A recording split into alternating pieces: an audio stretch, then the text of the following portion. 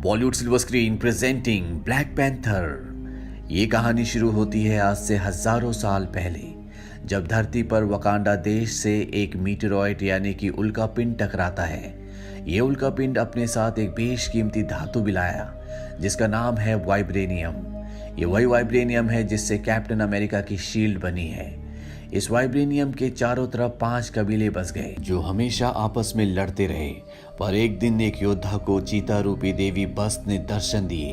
वो देवी उसे एक खास जड़ी बूटी के पास ले गई जो दिल के आकार की थी।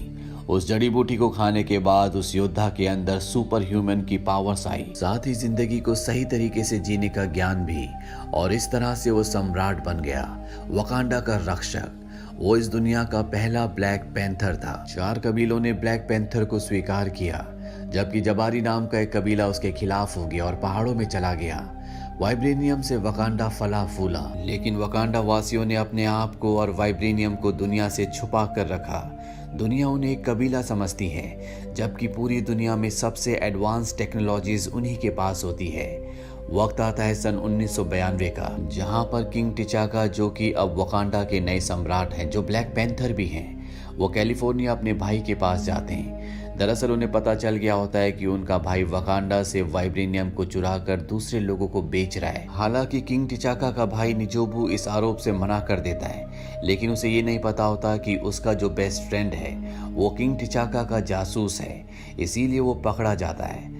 कहानी आती है प्रेजेंट डे में, जहां पर किंग टिचाका का बेटा टिचाला अपने पिता की मौत से बहुत दुखी होता है। कैप्टन अमेरिका सिविल वॉर में हमने देखा था कि किंग टिचाका सुकोविया अकॉर्ड, जो कि एक एग्रीमेंट था एवेंजर्स के लिए, जिसके तहत एवेंजर्स को यूनाइटेड नेशन के अंडर काम करना था।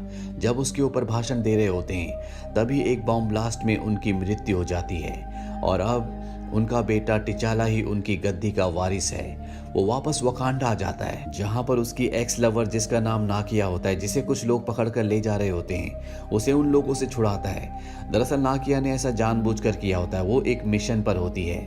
टिचाला उसे बताता है कि उसके पिता अब नहीं रहे और कल उसका राज्याभिषेक है। वो चाहता है कि नाकिया भी वहां पर हो। वहीं दूसरी तरफ लंदन के म्यूजियम में एरिक स्टीवंस नाम के एक आदमी को दिखाया जाता है। दरअसल इस म्यूजियम में वकांडा के वाइब्रेनियम से बना हुआ एक हथियार है। ये यहाँ पर इस हथियार को चुराने के लिए आए हैं। एरिक के साथ यूलिसिस नाम का एक आदमी भी होता है, जो पहले भी एरिक के पिता के साथ आज से कई साल पहले वाइब्रेनियम की स्मगलिंग कर चुका है। ये दोनों यहाँ से वाइब्रेनियम के उस हथियार को चुरा लेते हैं। वहीं दूसरी तरफ वकांडा में दिखाया जाता है, जहाँ पर टिचाला का राज्याभिषेक होना है। पर यहाँ पर कुछ पुराने रीति रिवाज हैं, जिनके मुताबिक टिचाला के अंदर से ब्लैक पैंथर की शक्तियों को वापस ले लिया जाता है। अब वो एक आम इंसान है और यहाँ पर जो दूसरे कबीले आए हैं उनमें से कोई भी राजकुमार टिचाला को द्वंद्व के लिए, युद्ध के लिए चैलेंज कर सकता है। जो भी इस युद्ध में जीतेगा वही वकांडा का राजा बनेगा। ये युद्ध या तो किसी की मौत से खत्म होता है या दूसरे योद्धा के हार मानने से। टिचाला के बीच में और दूसरे योद्धा के बीच में घमासान लड़ाई होती है। हालांकि टिचाला उसे मार सकता था, लेकिन टिचाला उसे हार मानने के लिए कहता है और इस तरह से टिचाला वकांडा का राजा बन जाता है। टिचाला को वाइब्रेनियम से बनी दिल के आकार की उस खास जड़ी बूटी को पिलाया जाता है, जिससे उसके अंदर ब्लैक पैंथर की शक्तियां वापस आ जाती हैं। और अब राजा बनने के बाद टिचाला को, यानी कि ब्लैक पैंथर को, पता चलता है कि लंदन के म्यूजियम से वाइब्रेनियम चुराया गया है। ये एक प्लान बनाते हैं और इस प्लान के मुताबिक जब भी वो वाइब्रेनियम को बेचने की कोशिश करेंगे तो ये उन पर हमला करेंगे। और जब एरिक और यूलिसिस वाइब्रेनियम की डील कर रहे होते हैं तो वहां पर ब्लैक पैंथर आ जाता है। ब्लैक पैंथर यूलिसिस को पकड़ लेता है और जब यूलिसिस की इन्वेस्टिगेशन हो रही होती है वहां पर एरिक एक ब्लास्ट करता है, जिसके बाद वो यूलिसिस को वहां से छुड़ा लेता है। पर जब वो उसे अपने साथ ले जा रहा होता है तो ब्लैक पैंथर उसकी तरफ कूदता है, लेकिन तभी एक अनजान शक्ति उसे पीछे धकेल देती है। ब्लैक पैंथर देखता है कि एरिक के गले में एक गोल अंगूठी है, जिसे देखकर वो पूरी तरह से हैरान हो जाता है। वकांडा वापस आने के बाद ब्लैक पैंथर अपने पिता के उस दोस्त के पास जाता है जो कभी उसके पिता के लिए लिए जासूसी भी किया करते थे, जिनकी वजह से किंग टिचाका को उनके भाई की गद्दारी के बारे में पता चला था, जो कैलिफोर्निया में इलीगल तरीके से कई सालों पहले वाइब्रेनियम बेच रहे थे। ब्लैक पैंथर उनसे पूछता है कि आज मेरा जिस आदमी से सामना हुआ उसके गले में ठीक वैसी अंगूठी थी जैसे मेरे हाथ में है, ये मेरे दादाजी की अंगूठी है, ऐसा कैसे हो सकता है। वो ब्लैक पैंथर को बताते हैं कि आज से कई साल पहले तुम्हारे पिता के भाई को यानी कि तुम्हारे चाचा को कैलिफोर्निया एक मिशन के लिए भेजा गया था। वहां पर उसे एक अमेरिकन लड़की से प्यार हो गया, उनका एक बच्चा भी हुआ। जहां पर तुम्हारे पिता ने मुझे अपना जासूस बनाकर तुम्हारे चाचा के पास भेजा था। मुझे पता चला कि वो वाइब्रेनियम चुरा रहे हैं। दरअसल वो खतरनाक हथियार बनाना चाहते थे। वो चाहते थे कि वकांडा इस पूरी दुनिया पर राज करे। पर जब ये बात तुम्हारे पिता किंग टिचाका को पता चली कि उनका भाई वाइब्रेनियम चुरा रहा है, तो वो कैलिफोर्निया आए और उन्होंने अपने भाई से कहा कि तुम वकांडा वापस आ जाओ।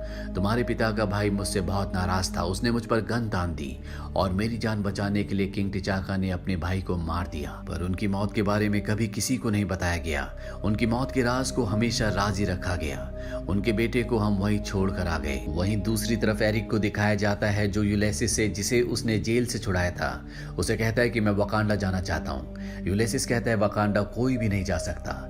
एरिक अपने होठ के नीचे उसे एक नीला निशान दिखाता है और ये निशान सिर्फ वकांडा वासियों के पास ही होता है। यूलिसिस समझ जाता है कि एरिक वकांडा से है।